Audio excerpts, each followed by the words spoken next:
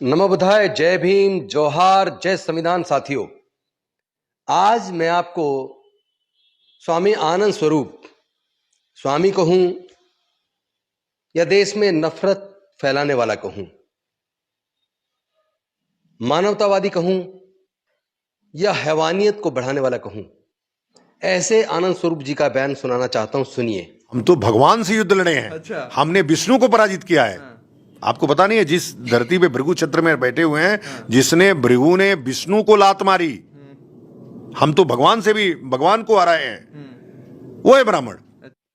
बहुजन क्रांति और बहुजन नायकों को समर्पित दलित दस्तक का 2024 का शानदार बहुजन कैलेंडर आ चुका है।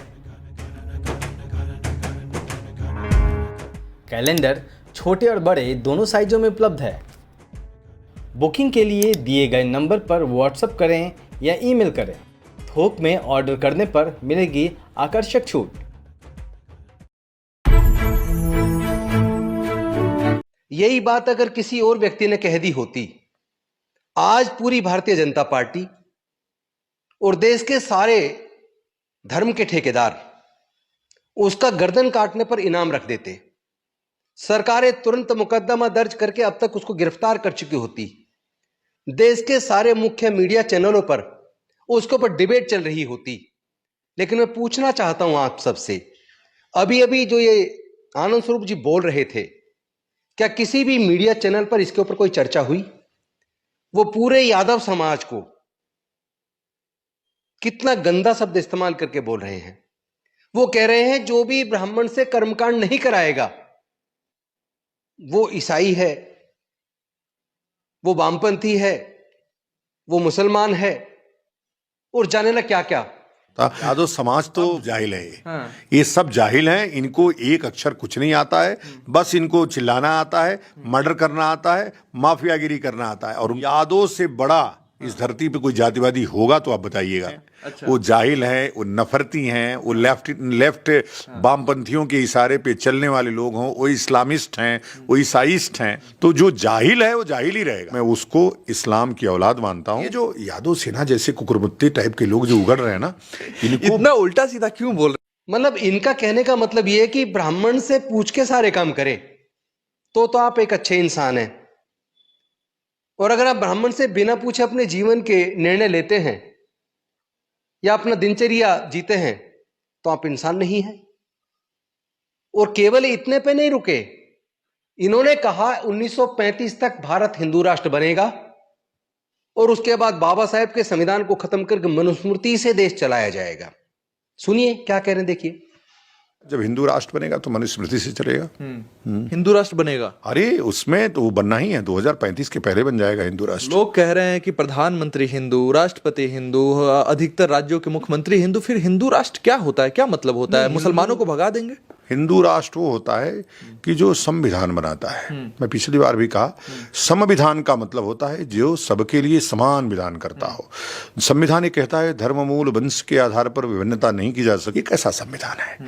और आरक्षण है, बाबा साहब भीमराव अम्बेडकर का दिया हुआ गिफ्ट है। तो ठीक बात है। अम्बेडकर ने जिनको लाभ दिया वो अम्बेडकर की जय जयकार करे। अम्बेडकर ने हमारे लोगों आप अम्बेडकर का जय जयकार नहीं करेंगे? क्यों करेंगे? किस बात? इसलिए कहेंगे कि हिंदू धर्म को तोड़ने का काम किया, इसलिए कहेंगे कि हिंदू धर्म छोड़ करके वो माने ऐसे बौद्ध धर्म के पास चले गए जिसकी कोई गरिमा, कोई मर्यादा नहीं थी।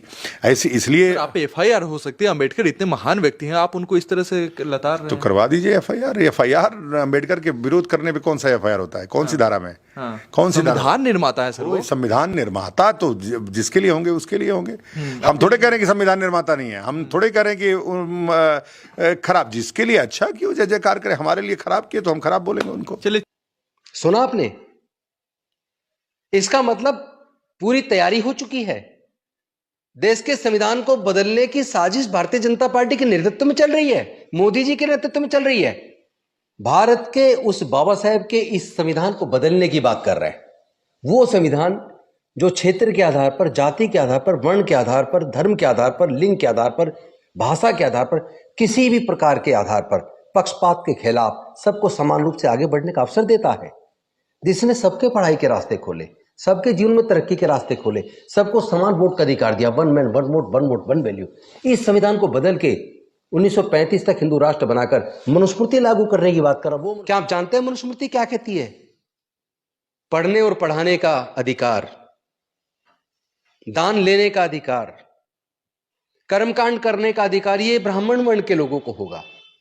शस्त्र धारण करना, राजपाट, यज्ञ करवाना, दान लेना, दान देना क्षत्रिय का काम, व्यापार करना, कृषि करना, दान लेना, दान देना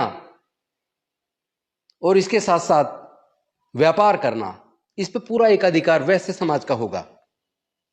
शूद्रों के बारे में कहा है उसको कोई अधिकार नहीं होगा, उसका काम होगा तीनों वर्णों की सेवा करना। और उसका शूद्र से बाहर आइए जो आउटकास्ट है, उनका क्या होगा? मतलब क्या मनुस्मृति से जिस तरह बाबा साहेब के संविधान ने सभी जाति सभी धर्म के लोगों को, स्त्री हो या पुरुष हो, अमीर हो या गरीब हो, सबको संविधान के नजरिए से समान कर दिया, सबके आगे बढ़ने के समान रास्ते बनाए, क्या वो सारे रास्ते हिंदू राष्ट्र बनने के बाद बंद हो जाएंगे?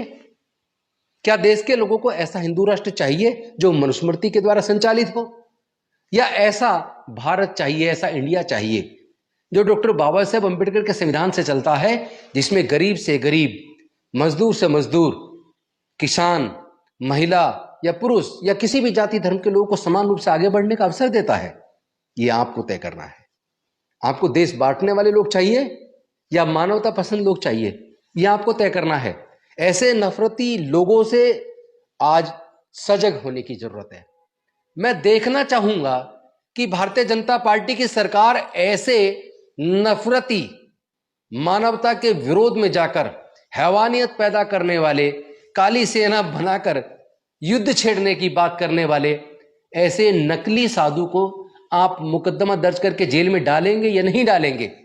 मैं ये भी देखना चाहूंगा पूरे समाज को, जो ब्राह्मण से बिना पूछे अपना जीवन जीना चाहते हैं, जो ब्राह्मण से कर्मकांड नहीं कराना चाहते, ऐसे सभी लोगों को जिस तरह की गाली देने की बात ये महाराज जी कर रहे हैं, इनके खिलाफ किसी मीडिया चैनल पे डिबेट होगी या नहीं होगी? और तो और जो भगवान को लात मार के हराया, हमने हराया, ऐसा दंभ, ब्राह्मण होने का दंभ, हमने विष्णु को हराया, भगवान को हमने हराया, यानी इसका मतलब डॉक्टर बाबा साहेब अंबेडकर सच कहते थे कि भगवान को, वर्ण व्यवस्था को, जातियों को ब्राह्मण ने बनाया।